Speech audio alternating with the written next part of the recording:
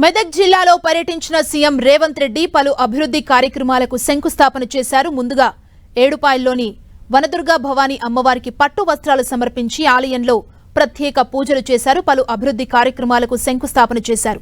దీంతో పాటు పలు అభివృద్ధి కార్యక్రమాలకు 35 కోట్ల రూపాయలను కేటాయించారు.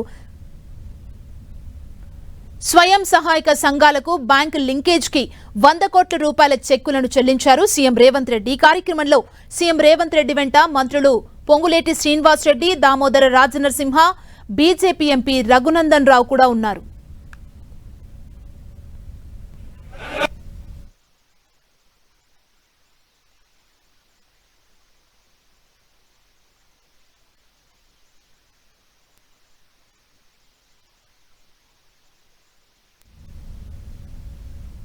అనంతరం మెదక్ చర్చ్ శతాబ్ది వేడుకల్లో పాల్గొన్నారు. సీఎం రేవంత్ రెడ్డితో పాటు మంత్రులు దామోదర రాజనరసింహ, పొంగులేటి శ్రీనివాస్ రెడ్డి, కొండా సురేఖ పాల్గొన్నారు. తమ ప్రభుత్వం అధికారంలోకి వచ్చాక అనేక సంక్షేమ పథకాలను అమలు చేస్తున్నామని రేవంత్ రెడ్డి చెప్పారు.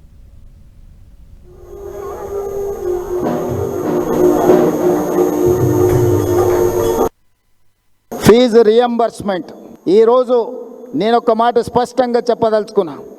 ఆనాడు క్రిస్టియన్ మిషనరీస్ ఏదైతే ఎడ్యుకేషన్ హెల్త్ పట్ల ప్రత్యేకమైన శ్రద్ధ చూపించి పేదలకు ఏ దిక్కు లేని వాడికి ప్రభువే దిక్కు అని ఆనాడు గొప్పగా విద్యను అందించి వైద్య సేవలను అందించి సేవ అంటే ఇలా ఉండాలి అని ఈ సంస్థలు చూపించిన బాటలోనే ఈనాడు మా ప్రభుత్వం ఫీజు రియంబర్స్మెంట్ కానీ లేకపోతే రాజీవ్ ఆరోగ్యశ్రీ హెల్త్ పథకం కానీ తీసుకొచ్చినాయంటే వీటికి పునాదులు